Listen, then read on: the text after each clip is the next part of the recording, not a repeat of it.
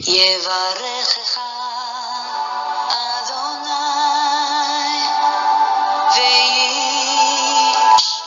וישמרך. 오늘 우리 출애굽기 7장 1절과 요한계시록 11장 3절에서 6절까지 우리 2주 전에 우리가 이 말씀을 상고했었는데요. 최후 마지막 강건 역사라는 제목으로 우리가 2주 전에 말씀을 나눴었고요. 오늘 이어서 우리 시간이 허락되는 데까지 말씀을 살펴보도록 하겠습니다. 자, 오늘 본문 같이 읽겠습니다. 여호와께서 모세에게 이르시되 볼지어다 내가 너를 바로에게 신같이 되게 하였은즉 내 형 아론은 내 대언자가 되리니. 80이 된 이 노인, 이 할아버지가 갑자기 세상에서 제일 강대한 나라의 왕 앞에서 신과 같은 존재로 그렇게 대접받으며 존중이 여김을 받는 일이 일어날 것이라고 하나님은 말씀합니다. 모세야, 내가 너로 바로에게 신과 같은 존재가 되게 할 거다. 여러분, 하나님이 원하시면 언제든지 이런 일이 일어나는 줄 믿습니다. 옛날에는 그러셨는데 이제는 다시는 하나님이 그러지 않으셔. 많은 사람들이 그렇게 생각하는데 아닙니다. 하나님은 이런 일이 다시 일어날 것이라고 예언하셨습니다. 그래서 우리 같이 2주 전에 언제 이런 일이 일어나는가에 대해서 살펴보았었는데요. 오늘 우리 이어서 계속 좀 더 살펴보겠습니다. 두 번째 성경 구절입니다. 요한계시록 11장 3절에서 6절. 내가 나의 두 증인에게 권세를 주리니 그들이 굵은 베옷을 입고 1260일을 예언하리라. 그들은 이 땅의 주 앞에 서 있는 두 감람나무와 두 촛대니 만일 누구든지 그들을 해하고자 하면 그들의 입에서 불이 나와서 그들의 원수를 삼켜버릴 것이요 누구든지 그들을 해하고자 하면 반드시 그와 같이 죽임을 당하리라. 그들이 권능을 가지고 하늘을 닫아 그 예언을 하는 날 동안 비가 오지 못하게 하고 또 권능을 가지고 물을 피로 변하게 하고 아무 때든지 원하는 대로 여러 가지 재앙으로 땅을 치리로다. 아멘. 오늘 이 말씀 속에는 두 사람이 연상이 되죠. 두 사람의 삶이 여기에 이렇게 투영되어 있습니다. 한 사람이 누구죠? 엘리야. 입에서 불이 나왔던 사람. 입에서 불이 나온다는 말씀은 말씀을 하니 하늘에서 불이 내려왔다는 거예요. 입으로 말을 하니 하늘에서 불이 내려왔던 사람. 그리고 기도하니 3년 6개월 동안 비가 오지 않았던 사람. 바로 엘리야. 그리고 물을 피로 변하게 했던 모세 이야기가 여기 나오고 여러 가지 재앙으로 땅을 치리로다. 10가지 재앙으로 애굽을 쳐서 하나님 백성을 건져내었던 모세의 이야기가 나오는데 오늘 요한계시록 11장 예언을 통하여 하나님이 장차 모세와 엘리야 같은 일을 행할 영권자가 나온다. 내가 그들을 세울 것이다. 예언하신 줄 믿습니다. 많은 사람들이 이것은 그런 예언이 아니라고 주장하는 사람도 있고 아니야, 이 예언은 그런 예언이라고 또 주장하는 사람이 있어요. 하나님께서 이 예언은 바로 영권자를 일으킬 것이라는 뜻이다 라고 말씀해 주셨습니다. 제가 자주 간증을 했지만 내가 내 신을 너에게 부어줄 것이다. 지금부터 그 은혜를 받을 준비를 해라. 1988년 12월 17일쯤 아마 되었을 것입니다. 그때 밤에 내가 내 신을 너에게 부어줄 것인데 지금부터 그 은혜를 받을 준비를 하라. 몇 년이 지났어요? 36년이 지났네요. 자, 그런데요. 긴 시간이 지났습니다. 몇 년을 기다리다가 제가 설마 이런 일이 있겠나 하고 의심하고 이 말씀을 내팽개쳤었는데 하나님께서 저를 택하신지라 너는 이 일을 위하여 불렀다. 딴 길 가지 말라고 다시 부르시는 일이 있었고 그때가 1998년이었고 그 이후로 지금까지는 한 번도 의심 없이 그때를 기다리고 주님이 신을 부어주시겠다 하신 그날을 기다리고 있습니다. 그리고 그 일에 저 혼자만 참여하는 것이 아니라 하나님이 택한 종들을 하나님이 불러 모으실 것이고 또 그들도 함께 참여하리라고 하신 약속을 주셨기 때문에 그들을 보내어 줄 테니 이 말씀을 가르쳐서 같은 마음과 같은 비전과 그리고 같은 신을 받아서 하나님의 역사에 쓰임받게 하라는 그 사명을 받아서 오늘도 지금 이 자리에 서 있습니다. 이 자리에 있는 여러분도 그 사명에 함께 부름받은 사람인 줄 믿습니다. 예, 나이가 많든지 적든지 상관없어요. 남자, 여자 상관없고요. 많이 배웠든 적게 배웠든도 상관없어요. 모세 할아버지를 보시고 이 엘리야를 보십시오. 아무런 특별히 특출난 그런 능력이 있었던 것도 아니고 평범한 소시민이었지만 하나님이 택하니까 하나님이 능력을 주시니까 한순간에 이렇게 변화가 일어난 줄 믿습니다. 여러분 앞으로 이런 일이 일어납니다. 하나님이 이 사실을 믿으래요. 놀라운 일이 일어난다. 계속 그 말씀을 강조하셨어요. 놀라운 일이 일어난다. 너도 이해를 못할 일이 일어난단다. 놀라운 일이 일어난단다. 깜짝 놀랄 일이 일어난대요. 여러분 모세가 이런 10가지 재앙으로 땅을 쳤을 때 사람들이 놀랬나요? 안 놀랬나요? 놀랬지요. 애굽의 사람들도 놀랬고 그 주변에 있는 사람들이 소문이 쫙 퍼져버린 거예요.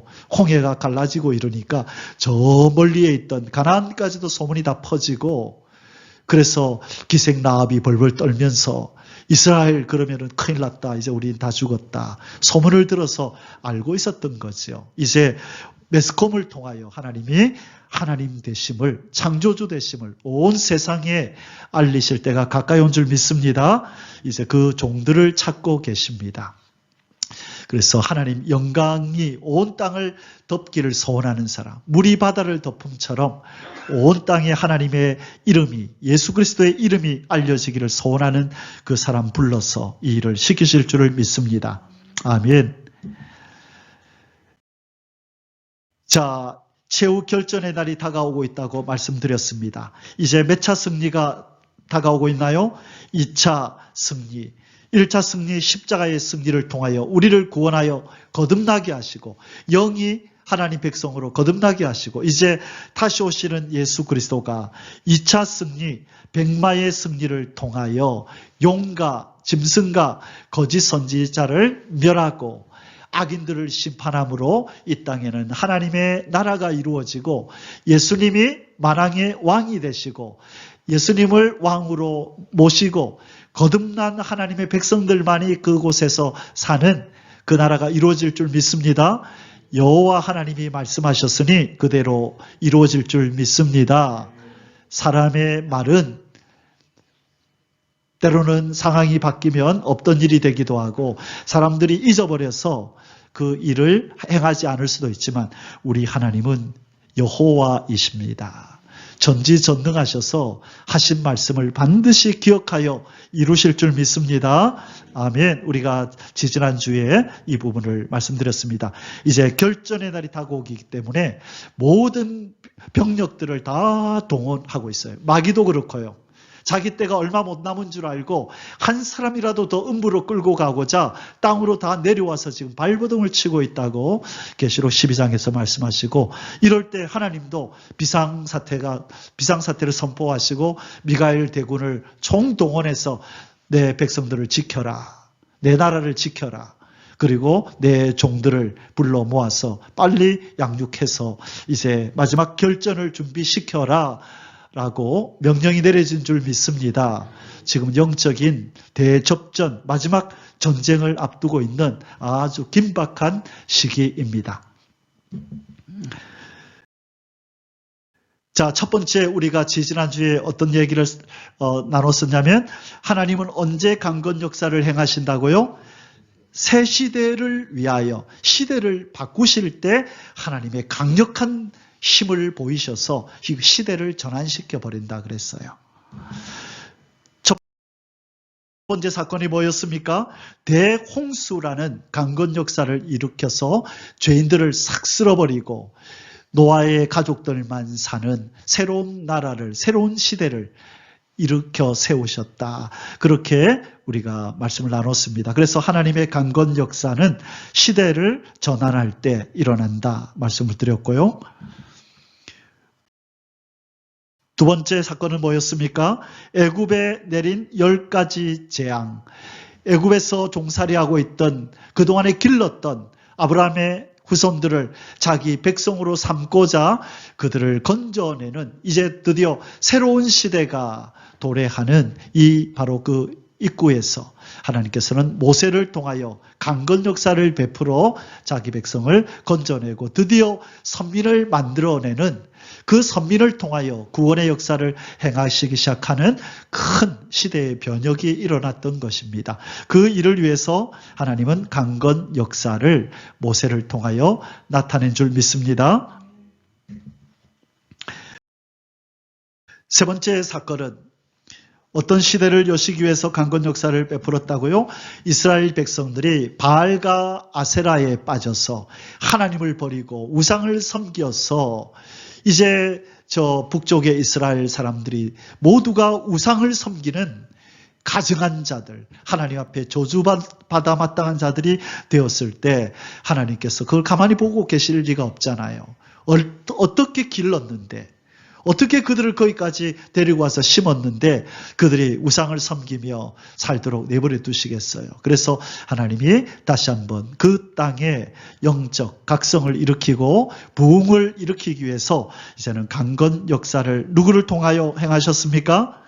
엘리야를 통하여 갈멜산에서 불을 내림으로 백성들 앞에서 여호와 하나님이 참 하나님인 것을 알게 하고 그들이 그동안에 섬겼던 바알과 아세라는 한낱 나무덩이에 불과하고 돌덩이에 불과하다는 것을 깨닫게 해서 그 험한 곳에서 등을 돌리고 하나님께로 돌아오도록 하는 이 새로운 시대를 여는 그 놀라운 역사를 위해서 하나님께서는 강건 역사를 행하셨습니다. 그리고 마가다락방에서 이제 은혜의 시대, 구원의 시대라고 하는 새로운 시대를 여시기 위하여 마가다락방에 성령이 강림하는 하나님의 신의 능력이 임하는 강건 역사가 있었습니다. 이 땅을 향하여 예수 그리스도가 구원자라는 것을 힘있게 증거하라고 이제 마음껏 세상을 향하여 외치라고 새로운 시대가 열렸다는 것을 예수 그리스도만 믿으면 구원받는다고 하는 이 은혜의 시대가 열렸음을 구원의 시대가 열렸음을 선포하라고 하나님의 강건 역사가 오순절날 마가의 다락방에 임한 줄 믿습니다. 이제 마지막 최후의 강건 역사가 기다리고 있습니다. 그것이 무슨 시대를 위한 강건 역사죠? 새 시대, 천년왕국, 우리 주님의 나라, 성도들의 나라, 에덴이 회복되는 그 새 시대를 위한 강건 역사가 이제 나타날 때가 된 것입니다. 여러분, 시대가 바뀌는 것은 사람의 힘으로 할 수가 없어요. 사람이 힘으로 하려고 하다가 무슨 일이 벌어져요? 전쟁이 벌어져요. 지금 오늘 아침에도 뉴스를 들으니까 지금 저 러시아가 유럽의 저 나라 나토 가입국들을 향하여 너희들 가만히 있겠다고 핵을 써서 너희들 문명을 전멸시켜 버리겠다고. 왜 그러냐면 이 프랑스 대통령이 프랑스하고 또 주변의 몇 대통령들이 우리가 지금 우크라이나를 돕기 위해서 군인들을 준비하고 있다 이런 말을 언급을 한 거예요. 그 첩자가 있었는데 그 말이 누구야 저 푸틴 러시아 대통령한테 들어간 거예요. 그래서 이 양반이 내가 들었다. 가만히 있겠다. 핵으로 너희 문명을 내가 없애버리겠다라고 지금 오늘 막 그 말이 오가면서 그러자 이제 미국하고 깜짝 놀래가지고 그런 뜻이 아니고 하면서 지금 한 발 빼는 좀 많이 저희가 시끄러워요. 지금 어떻게 될지. 하여튼 이 세상은 점점 이제 불 속으로 화염 속으로 걸어가고 있는 그런 모습을 우리가 보게 됩니다. 이제 하나님은 이 지구 땅을 불로 심판하실 것입니다. 전쟁의 바람이 불어올 것입니다. 자, 이제 천년왕국을 위한 강건 역사가 나타나는데요. 계시록 11장 15절 같이 읽겠습니다. 일곱째 천사가 나팔을 불매 하늘에 큰 음성들이 나서 이르되 세상 나라가 우리 주와 그의 그리스도의 나라가 되어 그가 세세토록 왕노릇 하시리로다 하니 아멘. 하나님이 이렇게 예언하신 것이에요. 세상 나라가 우리 주 하나님과 그의 그리스도 예수의 나라가 되어 그가 세세토록 왕노릇 하시리로다 하니 아멘. 이 말씀은 이루어지나요? 안 이루어지나요? 반드시 이루어집니다. 하나님께서 기록하셔서 성경에 이렇게 남겨놓으셨습니다. 여호와의 말이니라. 이 말씀은 반드시 이루어집니다. 그래서 마태복음 19장 27절 28절에 가면 베드로와의 대화 속에서 예수님이 얘들아 세상이 새롭게 되어 내가 영광의 보좌에 앉을 때가 온단다. 직접 그렇게 예언하신 것입니다. 그 말씀은 이루어지나요? 안 이루어지나요? 이루어집니다. 그런데 사람들은 여기에 관심을 두지 않아요. 무엇이 그럴까요? 설마 어떻게 이 세상 나라가 이 시대가 새 시대가 된단 말이야. 어떤 방법으로 된다고요? 강건 역사로 되는 거죠. 인간의 힘으로 되는 게 아니에요. 미국 대통령이 이 땅의 강대한 나라의 대통령들이 앞장선다고 되는 게 아니라 전지전능하신 하나님이 강건 역사를 베풀 때에 이 세상은 새로운 시대로 전환될 줄 믿습니다. 그 시대는 바로 우리 하나님의 시대예요. 그리스도의 시대예요. 우리 성도들의 시대가 되는 줄 믿습니다. 성도들이 우리 주님과 함께 왕노릇하면서 우리 하나님을 섬기며 살아가는 그 나라가, 꿈과 같은 나라가, 이 사자가 어린 양과 함께 뒹굴고 함께 장난치는 그 나라가 오게 될 줄 믿습니다. 어저께 집사람이 감동적인 쇼츠를 하나, 유튜브를 하나 보내줬는데 야, 너무너무 감동스럽더라고요. 고양이하고 그 개가 같이 사는 집이었나 봐요. 근데 개가 나이가 많아가지고 치매가 걸렸어요. 그래서 몸도 성하지 않아가지고 이렇게 걸어가다가 휙 쓰러지고 걸어가다가 휙 쓰러지고 그런데 고양이가 옆에 하얀 고양이가 있었는데 개를 밟고 넘어지고 이러니까 개가 깜짝 놀라서 고양이가 일어나서 보더니만 개가 지금 그러고 있거든요. 그러니까 어떻게 하는지 아세요? 1번 핥혔다. 2번 주먹을 날렸다. 3번 자기 어깨를 받쳐줬다. 받쳐줘요. 놀래가지고 걔가 탁 넘어지려고 하니까 탁 받쳐주고 또 넘어지려고 하니까 탁 받쳐주고 애가 치매가 와가지고 발작이 일어나니까 자기가 꼭 안고 핥아주면서 괜찮아 괜찮아 위로해주고 탁 걸어가 자는데 힘이 없으니까 자기 머리를 딱 받쳐가지고 이렇게 자도록 제가 좀 이따 하나 보내드릴게요. 예. 그런 걸 보면 하나님의 마음이 느껴져요. 하나님이 만든 피조물에게 그런 어떤 사랑의 마음이 있잖아요. 원래 애들은 그렇게 살았다고요. 원래 애들이 그렇게 살았어요. 근데 지금 이 세상이 인간이 범죄하자 이들도 저주를 받아가지고 서로 잡아먹고 어쩔 수 없어요. 잡아먹어야 자기도 살지요. 그렇죠. 잡아 못 먹게 할 수도 없어요. 먹을 게 없는데 어떻게 해요. 이미 세상이 이렇게 된 거예요. 얼마 전에 좀 됐네요. 자전거를 타고 저기 어디 시외를 가고 있는데 저기 정갈이었나 보네요. 자전거를 타고 가는데 길가에 새 한 마리가 앉아 있어요. 근데 자전거 가는데도 도망가지를 안 해요. 그래서 아니 저 뭐지?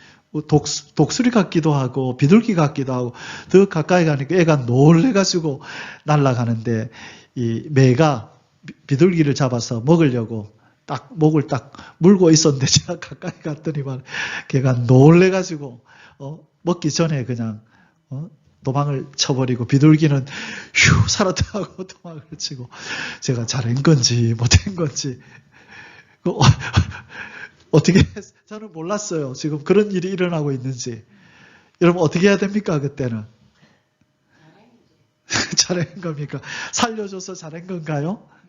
그럼 비둘기 그날 배고파서 독수리가 매가 배고파서 죽은 거 아닌가 몰라.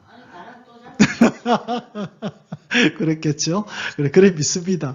그래 그런 일이 일어나는 것 자체가 좀 비극이에요. 걔는 얼마나 공포스러웠겠어요. 그렇죠? 근데 우리는 태어날 때부터 그런 걸 봐놓으니까 뭐 세상이 그렇지 하지만 원래 하나님의 세상은 그렇지 않았다는 거예요. 그 고양이가 개를 도와주고 그런 일이 뭐 한두 가지겠어요? 그것처럼 서로가 서로를 생명 있는 것끼리 서로 돕고 창조주 하나님 안에서 서로 아껴주고 그렇게 하며 사는 것이 그게 하나님의 나라입니다. 그래서 사자가 어린 양과 함께 뒹구는 나라가 온다라고 말씀하는 것입니다. 이 나라가 올 줄 믿습니다. 간절히 그 날을 기다리십시오. 하나님도 이 날을 기다리고 계신 겁니다. 자, 이제 오늘 말씀 간단하게 좀 전할게요. 우리 오늘 2번만 하고 마치도록 하겠습니다. 자, 시대마다 하나님은 누구를 부르신다고요? 종들을 부르십니다. 하나님은 하나님의 일을 혼자 안 하세요. 사람을 불러서 행하세요. 그게 하나님의 하시는 일의 특징이에요. 천사들을 통해서 일도 하지만 하나님은 꼭 하나님의 사람들을 불러서 일을 시키십니다. 우리는 그걸 참 많이 보았죠. 여기 나오는 이 그림은 이 모세 할아버지를 하나님이 부르시는 장면입니다. 80년 동안을 길러가지고 이제 때가 되니 모세야 모세야라고 하면서 부르는 것입니다. 자, 이사야 13장 3절에 보면 내가 거룩하게 구별한 자들에게 명령하고 나의 위엄을 기뻐하는 용사들을 불러 나의 노음을 전하게 하였느니라. 자, 이 예언은 두 가지 의미가 있어요. 이것은 하나님께서 이스라엘을 심판하기 위해서 저 멀리에서 이 바벨론이라는 나라를 데리고 올 것이라는 예언이 1차적으로 이루어지고 그 다음에 이것은 말일에 하나님의 뜻을 이룰 하나님의 용사들을 불러서 백마탄 예수 그리스도와 함께 이 땅에 심판을 진행해서 하나님의 노여움을 전하겠다고 하시는 그런 이중적인 예언입니다. 자, 여기 보면 하나님이 구별해 놓았대요. 거룩히 구별해 놓았대요. 딱 택정해서 너는 이 일을 위하여 내가 쓸 거야. 너는 지금부터 그 일을 위하여 내가 너를 준비할 거란다 라고 하나님이 구별해 놓았대요. 그러면서 구별해 놓은 동안에 어떤 것을 그들 속에 새기느냐, 하나님의 위엄을 기뻐하는 하나님의 크심과 거룩함과 하나님의 지혜와 진실함을 하나님의 어떠함을 알려서 그 하나님을 온전히 신뢰하고 그 능력을 믿을 수 있는 자로 만들어 놓겠대요. 그리고 나서 때가 되면 하나님이 그들을 불러서 사명이라는 것을 맡기고 행하라. 하나님 힘이 없는데 걱정하지 마라. 그 힘도 내가 주마. 그렇게 하신다는 겁니다. 그래서 오늘 우리가 잠시 살펴볼 말씀이 최후 마지막 강건 역사 2번 감추었던 종들에게 내리는 강건 역사. 자, 강건 역사는 시대의 전환을 위해서 내린다 그랬었죠. 2주 전에. 오늘은요. 감추었던 종들에게 하나님이 강건 역사를 내려요. 모세에게 그랬듯이 엘리야에게 그랬듯이 이제 자기 종들에게 이 마지막 때에 강건 역사, 이제는 능력을 부어서 신과 같이 쓰임받게 하신다는 것입니다. 모세와 엘리야와 또 12제자들, 여러분 12제자들에게 우리 모세 엘리야 이야기는 많이 했고 12제자에게 마가다락방에서 성령이 임하지 않았더라면 그들이 힘있게 복음을 전할 수 있었을까요? 아니죠. 한번 설교하니까 베드로가 설교하니까 얼만큼 돌아왔다고요? 3,000명이 그 강팍했던 유대인들 중에 3,000명이 돌아오고 그 다음에 사도행전에 보니까 허다한 제사장의 무리들도 돌아왔대요. 한둘이가 아니라 제사장 중에서 허다한 제사장의 무리도 예수 그리스도 앞으로 돌아왔다는 거예요. 그러면 도대체 이 제자들에게 어떤 일이 있었기에 이들이 어떤 능력을 행했기에 그럴까? 우리가 사도행전을 통하여 잘 알잖아요. 무슨 일이 일어났죠? 죽은 자가 살아나고 안진뱅이가 일어나고 봉사들이 눈을 뜨고 벙어리가 말을 하고 온갖 권능이 나타났잖아요. 이런 초자연적인 권능 앞에서도 수많은 사람들이 굴복하고 항복하면서 주님 앞에 돌아왔는데 이제는 그 정도가 아니라 이제는 권능이 아니라 뭐가 내린다고요? 권세. 하늘과 땅, 초자연, 자연을 이제는 다스리고 엘리야처럼 모세처럼 초인간적으로. 여러분, 초인간적이라 했을 때 모세에게는 어떤 초인간적인 일이 일어났었나요? 모세에게는 그가 행한 능력 말고 모세라는 사람에게 어떤 초인간적인 일이 있었나요? 없었나요? 그렇죠. 나이가 들었는데도 눈이 새하지도 않고, 그렇죠? 그것은 하나님이 특별히 그렇게 하셨다는 거예요. 자, 엘리야는요. 승천했어요. 그렇죠? 제일 중요한 것 중에 하나가 하늘로 올라갔네요. 근데 그 전에 이 땅에 있을 때 중요한 육신적인 초자연, 초인간적인 능력이 한번 발휘됐었잖아요. 오세. 갈멜산 사건 이후에 비가 내리죠.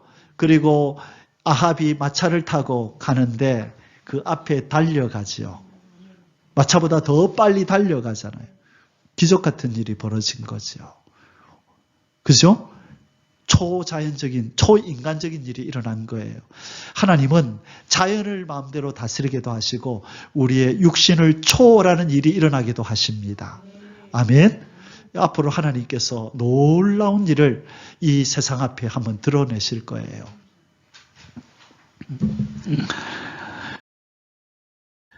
두 증인, 두 선지자들에게 임하는 강건 역사. 우리가 오늘 본문으로 읽었던 내용이라서 자, 간단하게 살펴봅니다. 내가 나의 두 증인에게 권세를 주리니 그들이 굵은 베옷을 입고 1260일, 3년 반 동안을 예언을 하면서 기적과 이적을 행할 것이래요. 하늘에서는 불이 내려오고 또 비가 내리지 않고 비가 오기도 하고 여러 가지 재앙으로 땅을 치니 땅에서 기적과 이적이 일어나는 일이 나타날 것이라고 이 요한계시록 11장 3절에서 6절 오늘 본문 말씀 우리가 읽었던 말씀 속에서 하나님은 예언하고 계십니다. 이것이 때가 되어서 이러한 종들이 나올 때에 이제 준비가 끝나고 나올 때에 하늘로부터 하나님의 신이 임하게 될 줄 믿습니다. 그럴 때 이제 하나님이 예언하신 이 모든 일들이 초자연적이고 또요 초인간적인 역사가 나타납니다.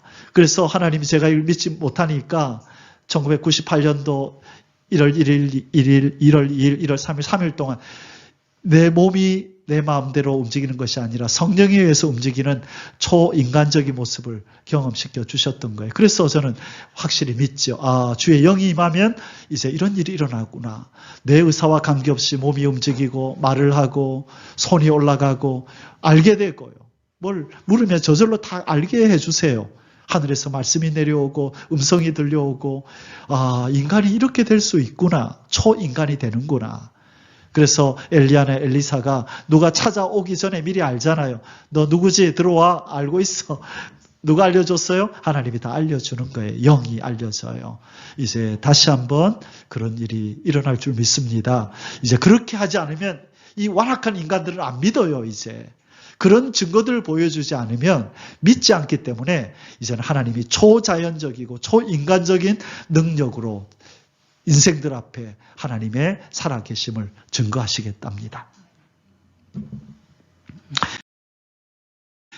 구별되어지고 여호와의 위엄을 기뻐하는 자로 변모시켜서 자, 하나님이 종을 통하여 일하시는데 어떻게 하고 어떻게 바꾸신다고요? 구별하고 여호와의 위엄을 기뻐하는 자로 변모를 시켜서 그 다음에 뭐를 내리신다? 강건 역사를 부으신다는 거예요. 좀 전에 읽었던 내용이 있죠. 이사야서 13장 3절 우리 같이 한번 읽겠습니다. 내가 거룩하게 구별한 자들에게 명령하고 나의 위엄을 기뻐하는 용사들을 불러 나의 노여움을 전하게 하였느니라. 아멘. 그 다음에 세 번째입니다. 남은 자들을 보존하시는 강건 역사. 자, 우리 첫 번째는 무엇을 위해서 강건 역사를 행하신다? 시대의 전환을 위해서. 두 번째는요, 감추었던 종들에게 강건 역사, 감췄던 종들을 일으켜 세우기 위해서 강건 역사를 베푸시는데, 거룩히 구별해 놓은 자를 불러서 훈련을 시키는데 무엇이 들어가야 신이 내린다고요? 여호와의 위엄을 기뻐하는 자가 될 때에 하나님이 이제 훈련 끝, 자 이제 전쟁터로 나갈 준비가 되었다. 자, 무기를 장착하라 하고 하나님의 신이 그에게 임하는 거예요. 그래서 우리가 준비해야 될 게 뭐냐? 하나님을 깊이 알아야 돼요. 하나님을 경험해야 돼요. 그래서 하나님의 말씀이라면 언제든지 이루어진다는 걸 믿고, 그게 뭐냐? 애언의 말씀이에요. 애언의 말씀으로 무장을 해야 하나님의 말씀은 반드시 이루어진다는 이 믿음을 갖게 되는 거예요. 이 애언의 말씀을 무장하지 않는 그 심령에는 정말로 용사의 신앙이 새겨지지가 않아요. 용사의 신앙, 순교적인 신앙, 이 마귀를 향하여 싸울 만한 강인한 신앙이 되기 위해서는 이 애언의 말씀을 통하여 우리 주님이 심판주로 오셔서 행하실 일이 뭔지를 알고 우리도 그 일에 동참하고자 하는 그 신앙 사상이 자기도 모르게 이 심령 깊은 곳에 이렇게 스며들게 되는 거예요. 그래서 은혜의 시대의 종들은 우리는 어떤 종이라고 부르냐면 나귀 탄 종이라. 지금까지 그렇게 우리는 얘기해 왔어요. 나귀를 탄다는 것은 무엇을 상징하는 거죠? 겸손. 그래서 스가랴서 9장 9절에 보면 예수님을 그는 겸손하여 나귀를 타실 것이요 라는 그런 구절이 나오거든요. 그것처럼 은혜 시대에 예수 그리스도에게 쓰임받았던 제자들과 그 이후에 지금까지 종들은 나귀를 타듯이 겸손과 온유가 그들의 덕목이었고, 그것이 그들을 상징하는 영적인 분위기였어요. 겸손하고 온유하고 모함을 받아도 미워하지 않고 원수까지 사랑하고, 그러면서 온유하고 겸손하게 그렇게 사람들을 대하는 것이, 그게 이 시대의 종들의 그런 아름다운 덕목이고, 예수님이 그런 모습을 보였죠. 언제? 초림의 주님 때. 그래서 십자가에 달려 죽으시면서까지 저들의 죄를 용서해달라고 그러고 죽으셨죠. 그래서 그의 뒤를 잇는 제자들이 다 그렇게 예수님을 본받아서 살았던 거예요. 스데반이 그랬죠. 그렇죠. 예수님의 제자들이 죽어가며 순교를 당하면서도 그들을 저주하지 않잖아요. 그런데 다시 오시는 예수님은 죄인에게 죽으러 오시나요? 죄인을 심판하러 오시나요? 이제는 심판하러 오는 거예요. 그들을 칼로 진멸하기 위해서 오시는 거예요. 이제는 예수님의 공의의 심판을 죄인들에게 행하시는데, 이 시대에 부름을 받는 종들, 예수님이 부르시는 제자들은 온유와 겸손으로 끝나야 되나요? 이제는 심판하는 용맹을 가져야 되나요? 마귀와 싸워야 되고 철장의 권세를 가지고 그들의 머리를 이겨야 되는 거예요. 무엇을 깨듯이 질그릇 깨트는 것 같이 이 악한 세상을 치고, 거짓 선지자들을 치고, 악인들을 치고, 용과 짐승을 쳐서 이제 이 땅에서 어두움과 죄를 쓸어버려야 되는 이 일을 하러 오시는 예수님 앞에 부름을 받는 종들도 동일한 모습으로 준비가 되어져야 되는 거예요. 그렇기 때문에 이 애언의 말씀을 알지 못하는 사람에게는 이 사명이 주어지지 않는 거예요. 시대마다 하나님은 시대마다 종들을 불러서 그 시대의 말씀을 먹이고, 그 시대의 정신을 가지고, 그 시대의 영적인 분위기를 가지고 하나님이 역사하시는 그곳에 투입되어서 그 일에 함께 동참하게 하는 거예요. 그래서 이제는 온유하고 겸손만으로 끝나는 게 아니에요. 저도 참 이 성격이 바뀌는 일에 혼돈이 와가지고 혼란이 오는 거예요. 나는 저의 신앙의 모토는 할 수만 있거든 모든 사람으로 더불어 화목하라. 그게 어릴 때부터 제 신앙 모토거든요. 그래서 누구하고 절대로 적이 되면 안 돼. 그래서 조금 적이 되면 늘 불편하고 힘들고, 누구한테 싫은 소리 들으면 너무 고통스럽고, 그런데 하나님이 훈련을 시키시는 거예요. 저 인천의 철강회사에 보내가지고 그 강한 사람들, 철을 들고 막 죽일까 살릴까 하는 그 사람들하고 지내게 하면서 단련하시는 거예요. 너무너무 무시무시한 막 조폭 이상 가는 사람들 속에서 하나님이 살게 하시면서 강하게 하는 거예요. 그때 제가 하나님이 왜 이러실까? 왜 나를 이런 곳에 보내시지? 나는 포장지가 꽃 접고 이런 거 좋아하는 사람인데 여러분 제가 이렇게 말하니까 아무도 안 믿어요. 이번 한번 제가 접어서 한번 드리겠어요. 약식으로 조그만하게 하나 만들어서 제가 한번 보여드릴게요. 크게 만들려면 시간이 많이 걸리고. 그리고 저는 꽃을 접으면서 아름다움을 사모하고 평안을 사모하던 사람이 어느 날 하나님이 바꾸시는 거예요. 강하고 담대하라는 거예요, 이제. 그래서 악인들을 막 상대하게 하는 거예요. 당하다가 이러면 안 되는구나. 나도 소리를 내자. 지렁이도 밟으면 꿈틀한다. 왜 나한테 이러냐고 이성을 잃고 막 그러니까 그 사람도 놀래가지고 미스터 박이 왜 이러노 이 사람 갑자기 그러니까 이성을 잃을 정도로 막 분노를 치밀게 그러면서 제가 한 가지 깨달았죠. 악인들을 대할 때는 오냐오냐 하면 안 되는구나. 꿈틀거리고 할 말을 해야지 저 사람이 나를 함부로 안 대하는구나. 그때 깊은 깨달음을 얻고 그다음부터는 제가 변하기 시작했죠. 근데 하나님이 그렇게 하셨어요. 그래서 이제는 좀 적극적으로 뭔가 분위기 아주 누구시 저하고 좀 얘기 좀 합시다. 이제 부르기도 하고 콜라 한잔 놔두고 저한테 무슨 불만이 있냐고 먼저 따지기도 하고 이제 그래요. 근데 왜 그럴까 했더니만 알고 보니까 하나님이 이 일에 부른 사람은 그 성격을 가져야 되는 거예요. 그러면서 이제 죽음을 두려워하지 않는. 그러니까 죽음을 두려워하지 않으니까 나머지는 다른 것들은 염려가 없어지고 두려움이 없어지더라고요. 여러분, 종을 부르실 때 하나님이 강건 역사를 주시기 전에 그렇게 하나님을 기뻐하고 하나님의 전능함을 믿는 자로 그렇게 만드시는 줄 믿습니다. 자, 마지막이 뭐라고요? 남은 자들 보존하시는 강건 역사. 남은 자들이 누굽니까? 바로 새 시대에 들어갈 그 사람들을 남은 자라고 하는 거예요. 첫 번째 어떤 가족을 하나님이 보존하셨어요?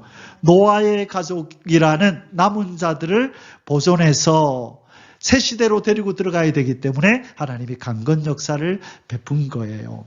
창세기 6장 17절에 내가 홍수를 땅에 일으켜 무릇 생명의 기운이 있는 모든 육체를 천하에서 멸절하니니 땅에 있는 것들이 다 죽으리라. 그러나 노아는 내가 내 언약을 세우리니 너는 내 아들들과 내 아내와 내 며느리들과 함께 그 방주로 들어가고 혈육 있는 모든 생물을 너는 각기 암수 한 쌍씩 방주로 이끌어들여 너와 함께 생명을 보존하게 하되 새가 그 종류대로 가축이 그 종류대로 땅에 기는 모든 것이 그 종류대로 각기 둘씩 내게로 나오리니 그 생명을 보존하게 하라. 하나님은 바로 인생을 보존하고 남은 자로 또 동물들을 보존했죠. 그렇죠? 이제 이들이 또 씨를 퍼뜨려서 세상에 가득 차야 되니까. 그렇죠? 나중에 물이 빠지면 식물은 나요, 안 나요? 물이 빠지면 식물은 자연스럽게 올라올 것이고. 그래서 하나님이 남은 자를 보존하시는 강건 역사를 베푸셨어요. 방주를 만들게 하시고 그 안에서 보호하시고. 여러분, 방주에는 뭐가 없죠? 방주는 뭐가 없어요? 두 가지가 없지요. 예, 엔진이요. 키가 없고, 엔진 없고, 운전대 없지요. 다른 배들은 그 두 가지 없는 배는 없어요. 엔진이 있어서, 동력이 있어서 나가야 되고, 키가, 운전대가 있어서 방향을 바꿔야 되는데, 하나님이 만들라 하신 이 배에는 동력이 없어요. 엔진도 없고, 키도 없어요. 그럼 방향을 누가 이끌어 가신 거예요? 하나님이 이끌어 간 거예요. 그것과 똑같은 것이 바로 모세가 탔던 그 배, 모세가 탔던 방주. 그게 뭐죠? 무슨 상자? 갈대 상자. 그게 원어가 똑같아요. 방주하고 갈대 상자는 하나님이 만들어주신 거예요. 구원을 위해서. 그래서 모세가 탄 것도 두 가지가 다 없어요. 그것도. 하나님이 인도하는 대로 가는 거예요. 여러분, 그것은 뭐냐? 우리의 구원은 누구에게 달렸다? 하나님께 달린 거예요. 하나님이 강건 역사를 베풀어서 방주도 보호하고 갈대상자도 보호하셨듯이 하나님이 오늘날 우리를 보호하시는 줄 믿습니다. 하나님은 절대 자기의 소유를 빼앗기거나 멸망하도록 내버려 두지 않아요. 하나님 반드시 지키십니다. 아멘. 두려워하지 마시고 염려하지 마세요. 아무것도 염려하지 말고 하나님 앞에 감사함으로 아뢰세요. 우리 하나님이 끝까지 지켜주실 줄 믿습니다. 아멘. 바알에게 무릎 꿇지 않은 몇 명을 남겨뒀어요? 7,000명을 하나님은 남겨두셨대요. 이 아합과 이세벨이 그렇게 살기등등하게 아세라 선지자, 바알 선지자들과 더불어 또 자기를 추종하는 백성들의 힘을 입어서 이 하나님의 선지자들을 죽이러 다닐 때에 하나님께서 남겨두었어요. 7,000명을 남겨두고 또 자, 우리 한번 성경 읽어볼까요? 왕상 19장 18절. 그러나 내가 이스라엘 가운데 7,000명을 남기리니 다 바알에게 무릎 꿇지 아니하고 바알에게 입맞추지. 자, 그리고 하나님은 이제 선지자들을 또 이렇게 선지자들을 남겨두셨죠. 자, 그런데 이 엘리야를 하나님께서 보존하시고 지키셨잖아요. 그리고 그때 또 누가 살아있어요? 바알에게 무릎 꿇지 않는 자 중에 누구들이 있어요? 아마 생도들이 있었을 것입니다. 하나님의 종들이 준비되어지는데 그들의 손에 죽임당하지 않도록 하나님이 특별히 보호하신 것입니다. 하나님의 강건 역사가 이 일에도 이세벨의 손에서 건져내는 일에도 나타났던 것입니다. 자, 하나님께서 이제 마지막 때에 어떻게 하신다고요? 남은 자 한 알갱이도 떨어뜨리지 않으신다. 아모스 9장 9절 말씀입니다. 함께 읽겠습니다. 보라, 내가 명령하여 이스라엘 족속을 만국 중에서 체질하기를 채로 체질함같이 하려니와 그 한 알갱이도 땅에 떨어지지 아니하리라. 이 예언을 하나님께서 마지막 때 하나님이 택한 백성들, 택한 사람들을 하나도 놓치지 않고 끝까지 보존하겠다는 하나님의 의지를 표명하는 그런 예언이라고 말씀하셨습니다. 그래서 여러분 안심하십시오. 이 세상이 어떤 위기에 놓이고 어떤 위험에 사로잡히더라도 우리는 안전할 줄 믿습니다. 천인이 내 우편에서 만인이 내 좌편에서 쓰러지고 넘어질지라도 이 재앙이 너에게 가까이 하지 못하리로다. 아멘. 어디에 있나요, 이 말씀이? 시편 91편 7절에 이 말씀이 있죠. 우리가 토요일 날 이 말씀을 많이 상고했었습니다. 여러분, 이 말씀은 이루어질까요, 안 이루어질까요? 이루어집니다. 우리는 안전한 존재들입니다. 아멘. 자, 이제 마지막 부분이네요. 하나님께서 말일에 백성들을 어디서 보호하신다? 밀실에서 보호하신다. 이 일을 위하여 강건 역사를 베풀어서 밀실을 만드시고 이미 만들어 놓았어요. 하나님이 숨겨 놓았어요. 이제 때가 되면 이 밀실이 열리게 될 것입니다. 그리고 이들을 인도하는 종들에게 성령께서 지시하여 그들을 데리고 그리로 가도록 하나님께서 이제는 하실 것입니다. 여러분, 이 땅에 에덴 동산의 흔적이 있나요, 없나요? 그 존재가 이 땅에 있나요, 없나요? 있어요. 있는데 안 보이죠? 왜 안 보일까요? 하나님이 숨겨 놓으셨어요. 보세요. 숨겨져요. 하나님이 숨기면 인간은 발견 못해요. 밀실도 하나님이 다 준비를 해 놓으셨어요. 그래서 마지막 때에 자기 백성을 보호하시려고 강건 역사를 베푸셔서 밀실에서 보호하는 일이 일어나게 하시려고 준비해 놓은 줄 믿습니다. 이 예언은 이루어집니다. 이사야 26장 20절, 21절 이 말씀 읽고 결론 내리겠습니다. 내 백성아, 갈지어다. 내 밀실에 들어가서 내 문을 닫고 분노가 지나기까지 잠깐 숨을 지어다. 보라, 여호와께서 그의 처소에서 나오사 땅의 거민의 죄악을 벌하실 것이라. 땅이 그 위에 잦았던 피를 드러내고 그 살해당한 자를 다시는 덮지 아니하리라. 아멘. 밀실이 있습니다. 결론입니다. 우리가 2주 전과 그리고 오늘 두 번에 걸쳐서 최후 마지막 강건 역사, 하나님이 이제는 하나님의 전지전능함으로 인간의 역사에 개입하시는 이런 강건 역사를 최후 마지막으로 행하실 텐데 무엇을 위해서 하신다? 첫째, 새 시대를 위하여. 둘째, 감추었던 종들을 위하여. 그리고 세 번째로 남은 자들을 보존하기 위해서 이 강건 역사를 행하실 것입니다. 이제 세상은 보게 되리라. 아멘. 하나님을 보게 될 겁니다. 하나님의 손이 나타났다 하는 소리가 온 매스컴을 통하여 신이 나타났다라는 소리가 온 세상을 덮게 될 것입니다. 두려워 떠는 자들이 있는가 하면 기뻐 탄성을 지르는 자들이 나올 것입니다. 우리에게는 기쁨의 날이요, 저 악인들에게는 심판의 날이 되는 줄 믿습니다. 기도하겠습니다. 전지전능하신 하늘의 하나님, 시대마다 종들을 부르시고 강건 역사를 베푸셔서 종들을 세우시고 하나님의 백성들을 보존하시고 악인들을 심판하셔서 새 시대를 여셨던 우리 하나님의 그 역사가, 그 최후 마지막 강건 역사가 이 마지막 때 천년왕국 새 시대를 앞두고 일어날 것을 믿습니다.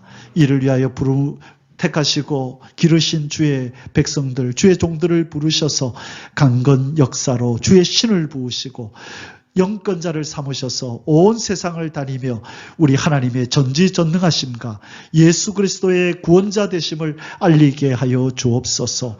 이곳에서 함께 예배드리는 성도들 가운데 많은 하나님의 종들이 일어나게 하옵소서. 사랑하는 주 예수님의 이름으로 감사하며 간절히 기도드리옵나이다. 아멘. יברך